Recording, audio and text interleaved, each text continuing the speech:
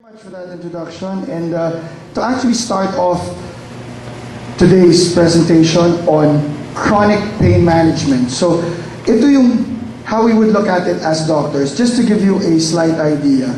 This is what chronic pain is all about. But before we understand pain, what's the definition of pain?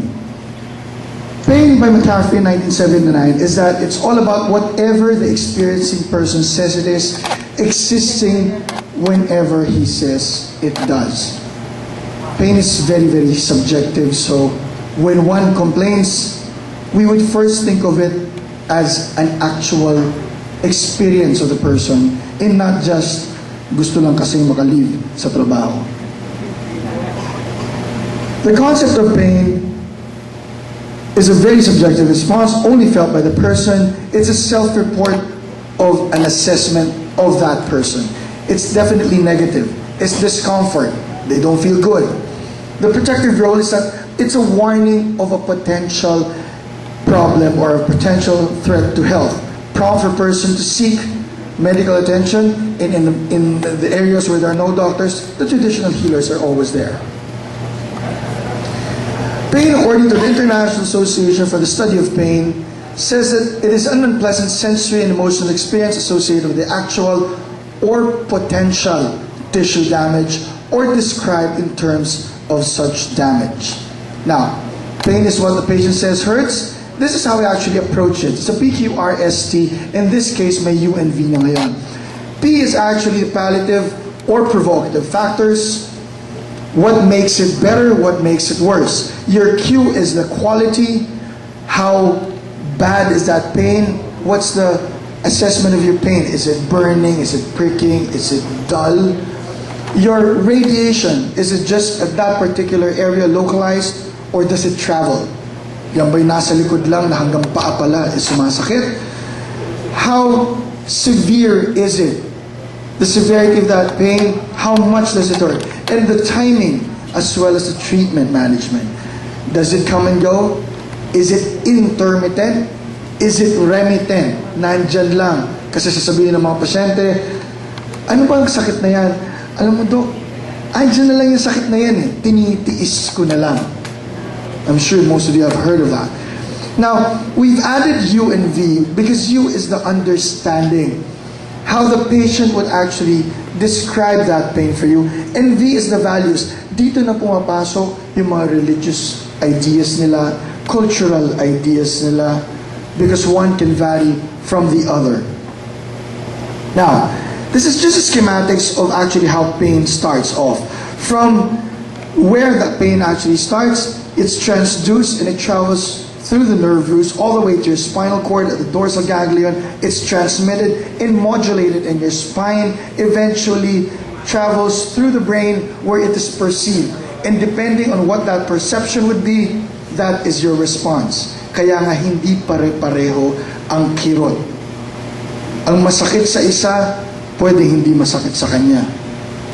It's that perception that is very much different from each and every individual. That's why pain is so difficult to manage, because the perception of one is not the same as the perception of another individual.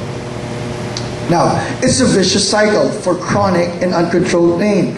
You would have, of course, pain, eventually having avoidance behaviors. Masakit eh, kaya ayaw mo na. And because of that, you would have decreased mobility. And with that, your functional status is altered to the point that if pain is that bad, your simple activities of daily living are already hampered. And what are these activities? We're not talking about running, biking, swimming. We're talking about simply going to the bathroom, simply combing your hair, simply brushing your teeth is already such a task for some people who actually have pain. And definitely your self-efficacy is diminished. You feel useless. Because you feel useless, you can't go out because of pain, you are now socially limited. And the problem is, if it is not controlled, that pain increases and the cycle goes on and on and on. So when do we treat pain? We don't wait for pain when it becomes to the maximum chronic. We treat pain the minute we see it, regardless of whatever that status of pain would be. Because once it is neglected, it will just be in a vicious cycle. Now, the conceptual approach of pain is that not only pain perception, you have nociception, you have suffering, but as well as behavior. So you do not just deal with the actual pain, you also deal with the behavior of the patient. You look at the psyche of the patient. So hindi lang yung actual na problema. Ang nangyayari kasi ngayon, kadalasan may masakit, bigyan mong pain reliever. Without thinking sometimes of the psyche of that patient. Number one, yan ba iinom nga ba ng gamot? Baka sabihin sa'yo, Dok, wala nga ako pambili ng gamot Pamasahe ko papunta sa inutang ko pa. So is that patient compliant? If they're compliant enough, did they finish that treatment? Did they not finish that treatment? Sinunod ka ba? O hindi, binobola lang ako ng doktor ko, kaya you find them in the next clinic at the other side of the hospital. Hindi na kontento. So, it's no longer an actual pathology, but a holistic approach. Now, when we do assessive pain, have you seen this? Or yung iba paminsan kalahati lang. Nakakita na ba kayo nito? It's called a visual analog scale. To some, ruler ng sekretarya pag gumagawa ng logbook pang taxation. Because sasabihin nila, we really don't need that. Alam mo, useless yan. Hindi naman namin kailangan yan. Hindi naman namin ginagamit yan. Why? Because one's pain is of a different category for another person. One may be smiling, Dok, may masakit ho sa akin Or could be excruciating, Dok, ako magalawin, masakit talaga. Pero if you do look at them and diagnose, pareho lang sila may toothache. The idea actually of the visual analog scale is quite simple. You have these numbers on top, you have grimaces down below. Hopefully, if you don't have any pain, that's a 0. You have mild to discomfort around the 2 or 3. You have distressing or horrible at around 6 to 8. And excruciating at 10. Pati nga yung description ng excruciating, iba-iba kahit sa mga doktor. Excruciating, hindi makagalaw. But did you know that excruciating pain is supposed to be similar to a surgeon cutting skin without anesthesia? Ganun dapat ang excruciating pain. Pero hindi, iba-iba rin naman. And the problem is that not only the pain perception of the patient is different, even the doctor's interpretation of that pain is also different. My 2 or 3 will not be somebody else's 6 or 7. Kahit kami, nagkakatalo. Hindi pare-pareho din. But the idea is this. To whatever we feel or they think the patient is, we actually give a numerical value. So, kasi hoda siya kung 2 or 3 or 10, as long as you have that numerical value. Why? Because when that patient comes back for follow-up, if you don't measure it, you cannot improve it. So that's the simple importance of that visual analog scale. It's not really the chart, hindi naman yung goniometer o ruler na pangsukat, but it's just to simply guide us that when I see this patient at this point in time, I think they're a 6 or a 7. Pag bumalik ang pasyente, kumusta ka na? Dok, may masakit pa rin Pero kumusta yung sakit? Ito po, nakapaglaban na ako kahapon, nakapagmalengke na ako kahapon, nung unang dumating sa inyo, halos naka-wheelchair siya. So you can actually grade it. And when you grade it, you can actually improve it. Now, this pain management ladder is what's used, it's what the World Health Organization actually would advise. Let's start off a lot better. When you do diagnose pain, you do assess, you evaluate, and eventually, with all of these parameters, and if there's pain, you do step 1. Pain rating probably 1 to 3 for mild. You give your non-opioids. You give your NSAIDs, non-steroidal anti-inflammatory medications.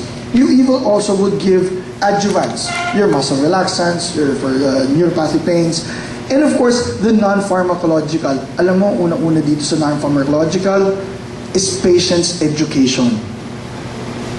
Gone were the days na pag sinabi ng doktor, yun na yun. That's it. You accept it wholeheartedly. Nowadays, no. You have intelligent patients. They Google.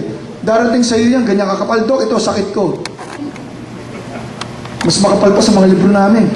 Di ba? Because they're quite intelligent. The advent of the internet, it's beautiful. But you have patients now knowledgeable of their disease entities.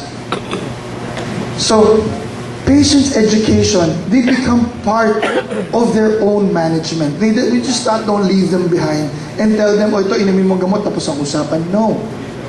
You tell them why you give this, why you do this. You tell them of the effects. You tell them of the side effects. And you just don't limit it to, okay ka na dyan. No.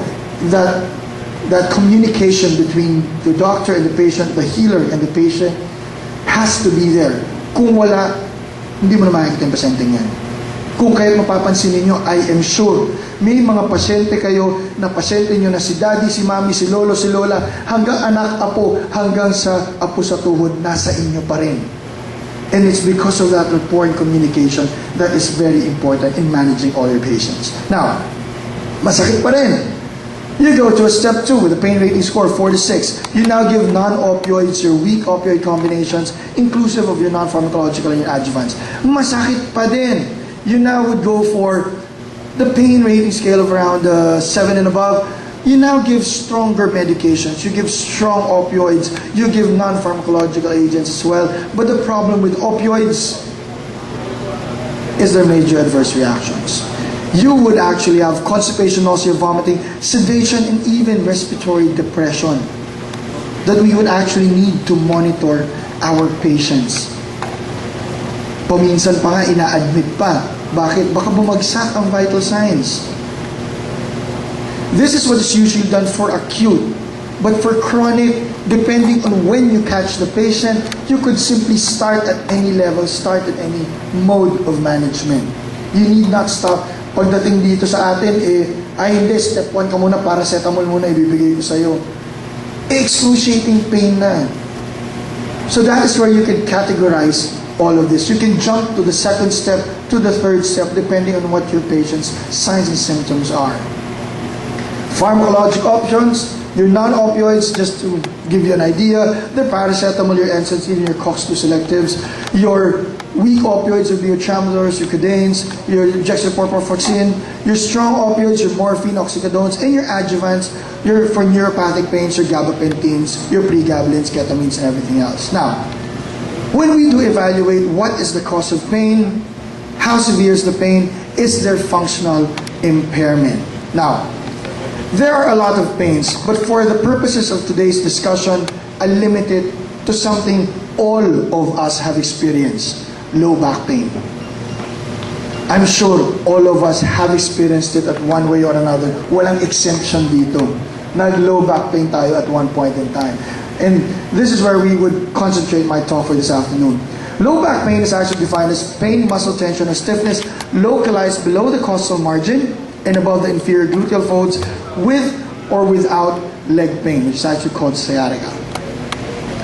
It's quite common. Over 70% of people in developed countries, even more in developing countries, will experience low back pain at some point in time. The lifetime prevalence is 84%. And it is the second most common cause of physician consult in developed countries, comprising 15% of outpatient musculoskeletal diseases here in the Philippines.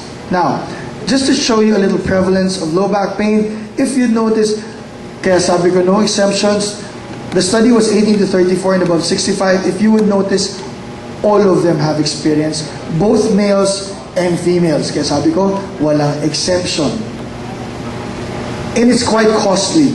After initial episodes of low back pain, 44 to 47% people will suffer relapses.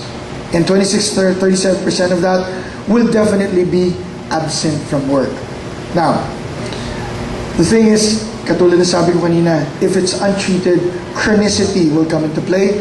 About 10% remained off work and about 20% had persistent symptoms in a year's time. It's compromising. It affects your function, your mood, your productivity, and eventually, like I said, your quality of life. Now, an anatomy of the spine, just to show you the low back area. You obviously have your vertebral body. This is the axial view.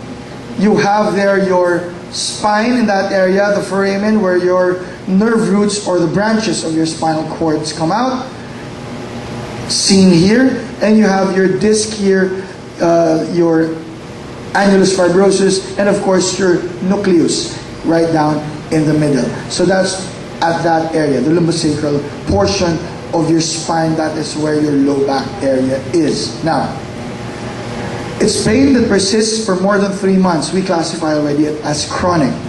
It may be progressive. It may occasionally flare up and then return to a lower level of pain. Ito yung sinasabi ko kanina. Masakit. Bumaba nga yung sakit, pero hindi nawala yung sakit. There's a difference between decreasing pain to technically eradicating pain. And of course, the exact cause of the pain can sometimes be difficult to determine. Now, the challenges of chronic low back pain is that 40% of people with severe chronic pain will not be controlled.